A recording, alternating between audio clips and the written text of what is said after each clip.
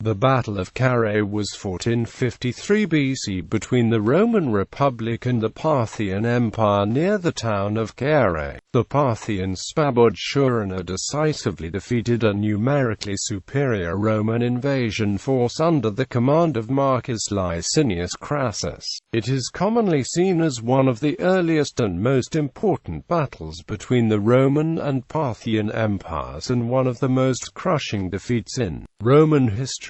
Crassus, a member of the First Triumvirate and the wealthiest man in Rome, had been enticed by the prospect of military glory and riches and decided to invade Parthia without the official consent of the Senate, rejecting an offer from the Armenian king Artaxerxes II to allow Crassus to invade Parthia via Armenia. Crassus marched his army directly through the deserts of Mesopotamia. His army clashed with Surena's force near Carrhae, a small town in modern-day Turkey. Despite being heavily outnumbered, Surena's cavalry completely outmaneuvered the Roman heavy infantry, killing or capturing most of the Roman soldiers.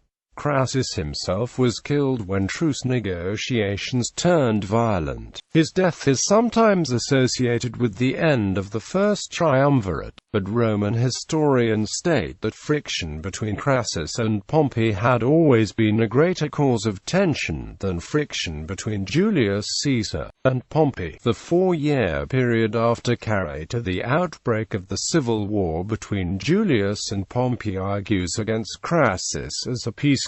Prelude. The war in Parthia resulted from political arrangements intended to be mutually beneficial for Marcus Licinius Crassus, Pompeius Magnus, and Julius Caesar, the so-called First Triumvirate. In March and April 56 BC, meetings were held at Ravenna and Lucca, in Caesar's province of Cisalpine Gaul, to reaffirm the weakening alliance formed 4 years earlier. It was agreed that the triumvirate would marshal the supporters and resources to secure legislation for prolonging Caesar's Gallic command and to influence the upcoming elections for 55 BC, with the objective of a second joint consulship for Crassus and Pompeius. The leaders of the triumvirate aimed to expand the faction's power through traditional means, military commands, placing political allies in office, and advancing legislation to promote their interests. Pressure in various forms was brought to bear on the elections. Money, influence through patronage and friendship, and the force of 1,000 troopers brought from Gaul by Crassus's son Publius.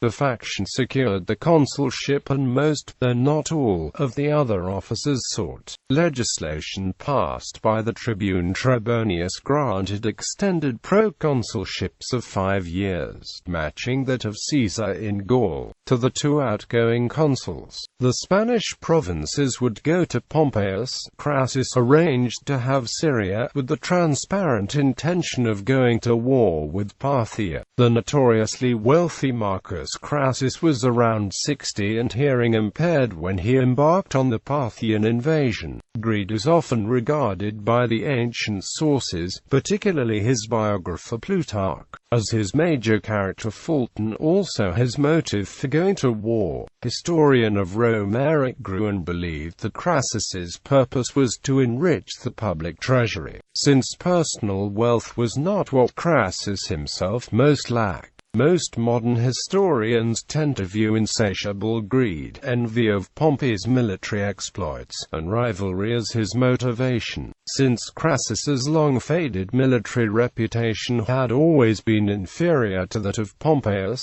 and after 5 years of war in Gaul, to that of Caesar. His major military achievements had been the defeat of Spartacus in 71 and his victory at Battle of the Colline Gate for Sulla a decade earlier. Plutarch notes that Caesar wrote to Crassus from Gaul, endorsing the plan to invade Parthia, an indication that he regarded Crassus's military campaign as complementary and not merely rivalrous to his own. Another factor in Crassus's decision to invade Parthia was the expected ease of the campaign. The Roman legions had easily crushed the numerically superior armies of other eastern powers such as Pontus and Armenia, and Crassus expected Parthia to be an easy target.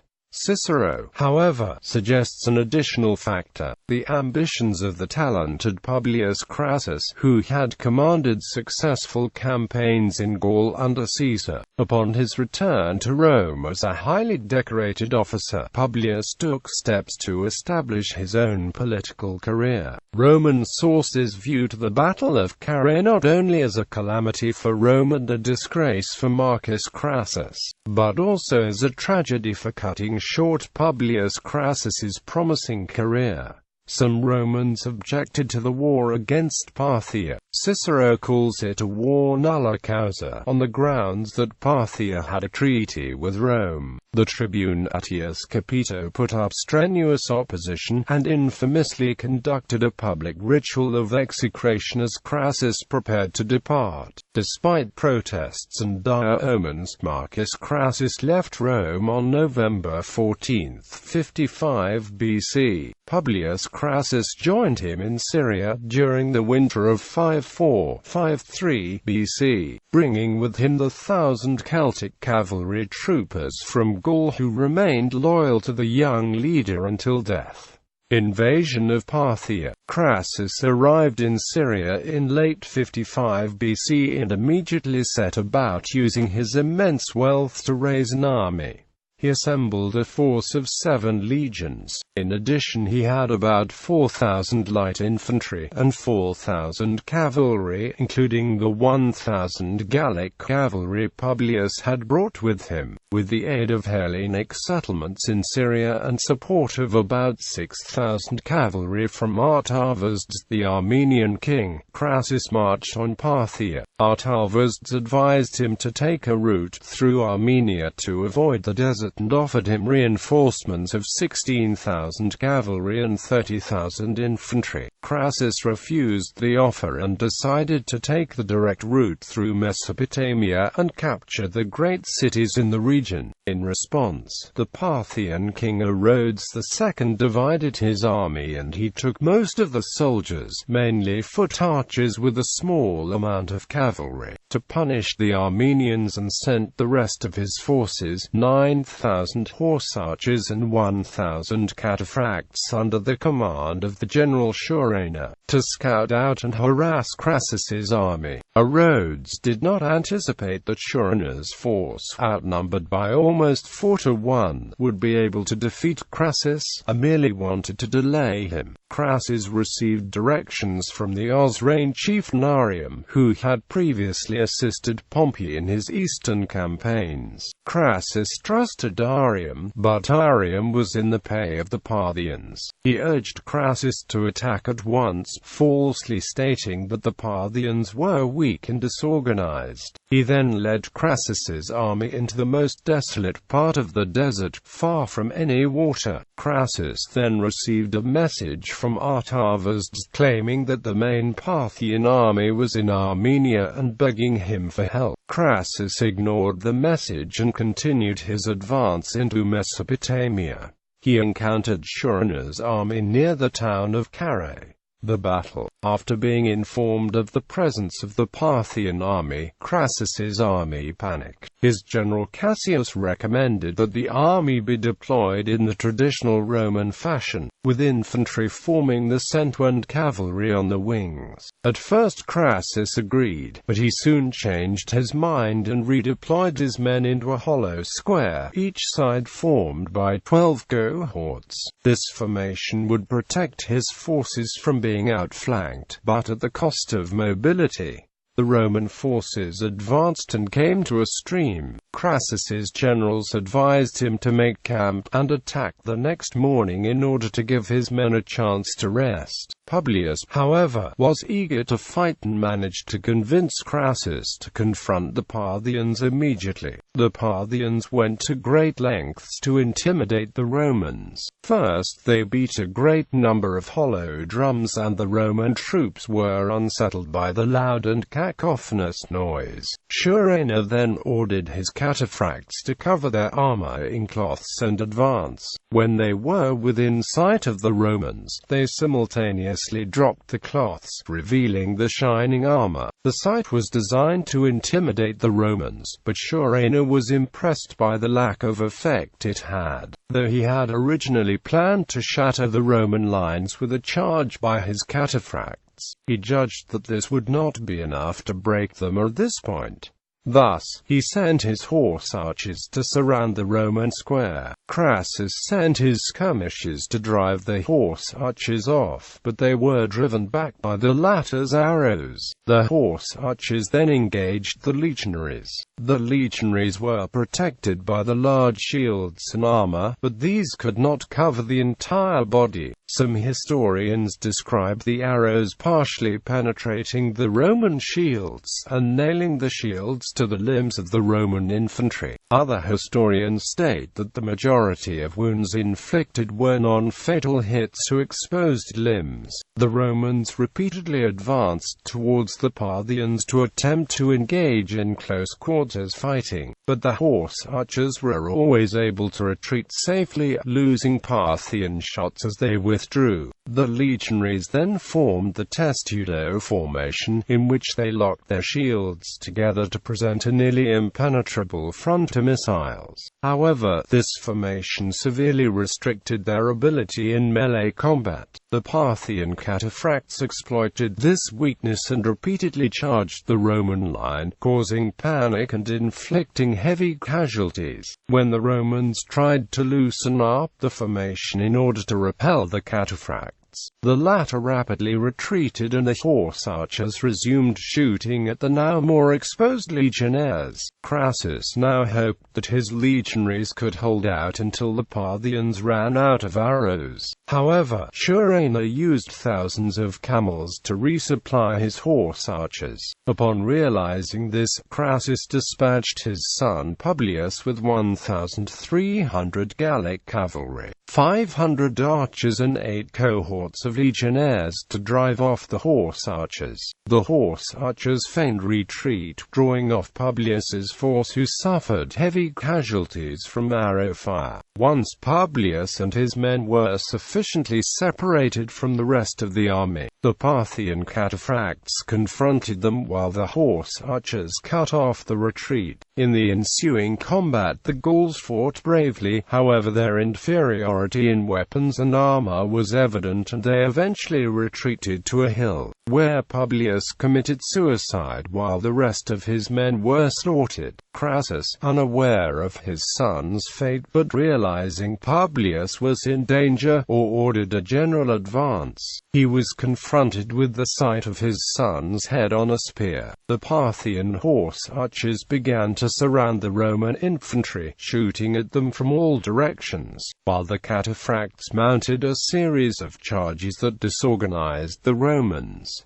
The Parthian onslaught did not cease until nightfall. Crassus, deeply shaken by his son's death, ordered a retreat to the nearby town of Carrhae, leaving behind thousands of wounded, who were captured by the Parthians. The next day, Surena sent a message to the Romans, offering to negotiate with Crassus. Surena proposed a truce, allowing the Roman army to return to Syria safely in exchange for Rome giving up all territory east of the Euphrates. Surena either sent an embassy to the Romans by the hills or went himself, stating he wanted a peace conference to evacuate. Crassus was reluctant to meet with the Parthians, but his troops threatened to mutiny if he did not. At the meeting, a Parthian pulled at Crassus's reins, sparking violence. Crassus and his generals were killed. After his death, the Parthians allegedly poured molten gold down his throat, in a symbolic gesture mocking Crassus's renowned greed. The remaining Romans at Carrhae attempted to flee, but most were captured or killed. Roman casualties amounted to about 20,000 killed and 10,000 captured, making the battle one of the costliest defeats in Roman history. Parthian casualties were minimal. Aftermath. Rome was humiliated by this defeat, and this was made even worse by the fact that the Parthians had captured several legionary eagles. It is also mentioned by Plutarch that the Parthians found the Roman prisoner of war that resembled Crassus the most, dressed him as a woman and paraded him through Parthia for all to see. Herodes II, with the rest of the Parthian army, defeated the Armenians and captured the country. However, Surena's victory invoked the jealousy of the Parthian king, and he ordered Surena's execution. Following Surena's death, Herodes II himself took command of the Parthian army and led an unsuccessful military campaign into Syria. The Battle of Carrhae was one of the first major battles between the Romans and Parthians.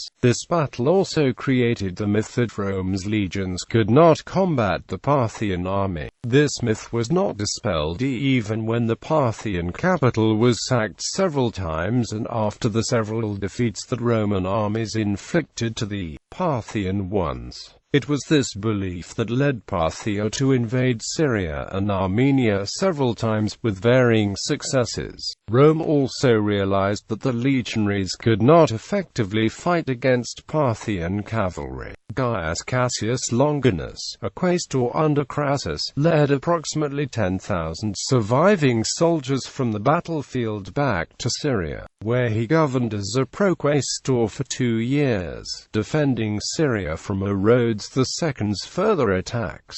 He received praise from Cicero for his victory. Cassius later played a key role in the conspiracy to assassinate Julius Caesar in 44 BC. Legacy. The capture of the Golden Aquilae by the Parthians was considered a grave moral defeat and evil omen for the Romans. At the time of his assassination, Caesar was planning a retaliatory war. The Parthians are said to have feared especially harsh retribution if Caesar won, because the surviving son of Crassus would be among the Roman forces. However, the fall of the Roman Republic intervened, and the beginning of imperial monarchy at Rome followed. Sulla's first march on Rome in 88 BC had begun the collapse of the republican form of government, but the death of Crassus and the loss of his legions utterly reconfigured the balance of power at Rome. An old theory ran that the death of Crassus, along with the death of Julia in 54, Pompey's wife and Caesar's daughter, may have severed the ties between Caesar and Pompey. The First Triumvirate no longer existed. As a result, civil war broke out. Caesar won, and the Republic quickly became an autocratic dictatorship. Several historians note the lapse of time between Crassus's death and the outbreak of civil war. Gaius Stern has claimed that Crassus's death nearly cut the links the First Triumvirate enjoyed with the blue-blooded aristocracy, leaving the entire state vulnerable to the friction that eventually turned into a civil war. Thus, an immediate effect of the battle may have been the elimination of certain private checks and balances that formerly kept a lid on political tensions.